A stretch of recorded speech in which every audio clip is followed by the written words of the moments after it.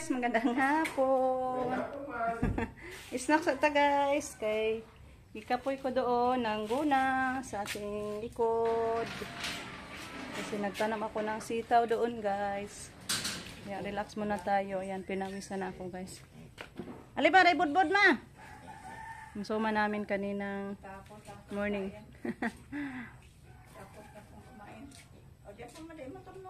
Sarap guys. Pero wala ibukayo guys sa gitna. Kasi wala na tayong niyog. Muta eh. Puntahan muna natin si Rico guys. Anong niluluto niya? Ang sa imong giluto.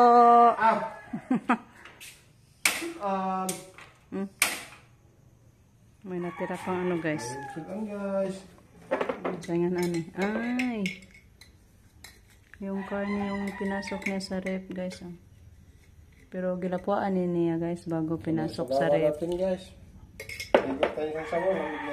Butangan nagkamunggay. Ay tangad ra, butangan eh. Guys, magsabaw daw siya guys. May ano pa din dito, mga laman loob. May laman loob pa rin dito guys. Anuhin daw to niya. I-adobo ba? Paborito yan sa mga lalaki natin, mga estudyante. Mamaya pag uwi, may ulam na. Yan, may atay. So, dami-dami pa to guys. Hindi pa to maubos nila ngayong gabi. Hanggang umaga pa yan, may ulam pa sila. Puntahan muna natin yung ano doon guys. Yung kalabasa natin. Kasi sabi ni Rico, naputol na daw yung pungangon niya. Kaya kunin natin kasi sayang ba. Ano lang guys, makagulay na din tayo. Puntahan natin.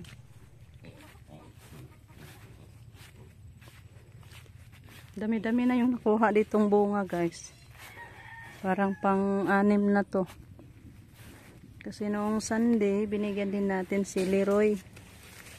Ang saya din nila guys, nakadala ng kalabasa. Ayan, ito guys, natanggal totoo, sabi ni Rico. Totoo pala guys na natanggal na siya. Oh. Hala. Super laki niya guys. Sayang, plano ko pala itong nitong ano guys, ibenta. Kaso na ano man, natanggal. Mga 5 kilo siguro ni guys, ang bigat. Super laki. Napika, mabigat talaga. Ang daming omegas. Kumain na sa kamay ko.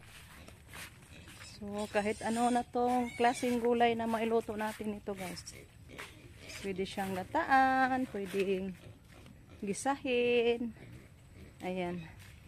Pwede ilawoy. Mag-slice tayo nito guys. Magulay siguro din ako ng konti. Sa aming dalawa ni Mother. Kasi hindi kami kakain sa niluto ni Rico. Ma, magulay ta ma! Maglawoy taga to ah! So, mag-slice na lang muna tayo nito guys. Wow, kaluto na si Rico guys. Gil, saram din na mo. Rito ra? Rito. Ginay-sili. Oh, para maanghang. Maanghangan ang simot. Ang kare? Ang sana mare? Luto na kana. Tinula. Yan ang nilakan guys. Walang lamas. Sibuyas lang at saka tanglad. Sarap na. Binisaya yan. Binisayang Nilatang. lawoy. Nilatang. Nilagang baboy. At saka piniritong adobo. Pinirito niya adobo kay naman sige. Piniritong adobo. Guys, magluto din ako ng kalabasa. Sa hogan nito guys. Oh. Sarap guys. Tingnan nyo mamaya. Tikim tayo nito. Kalabasa with sardines. Yan, ito. Linis na. Hanggang na to guys. Ano muna ako guys. Maghaling ng apoy. Kasi busy si Rico doon sa loob. So, dito tayo sa labas magluto niyan guys.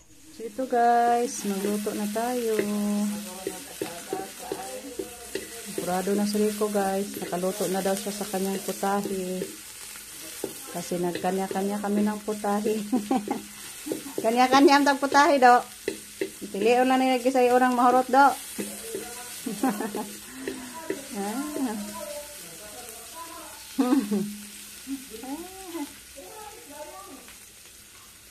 Isahin natin yung ating sardinas.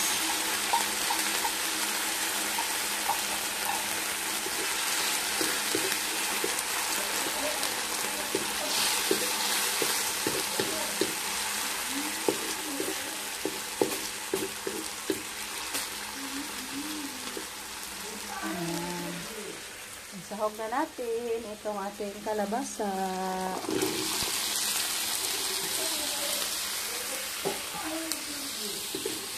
Wow! Ang sarap nito, guys.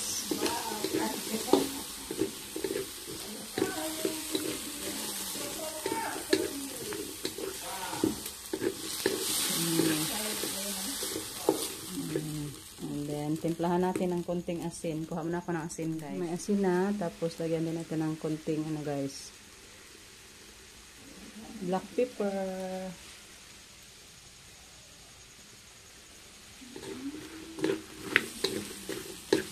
Wow!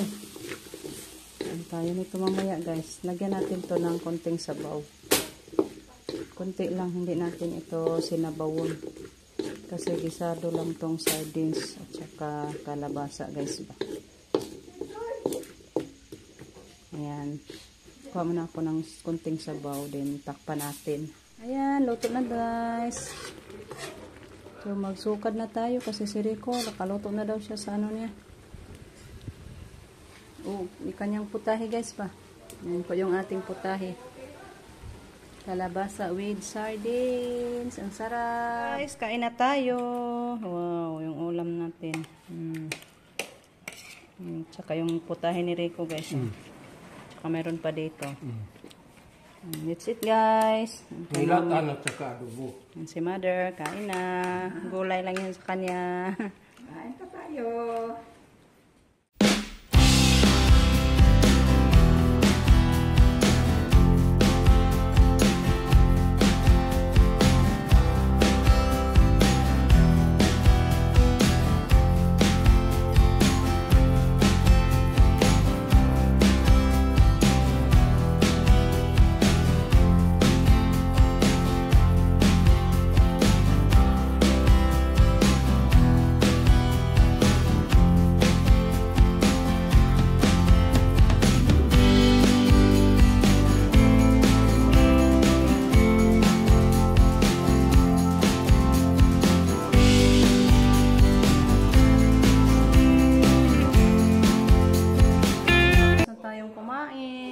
Thank you po sa walang sawang pagpapanood, guys.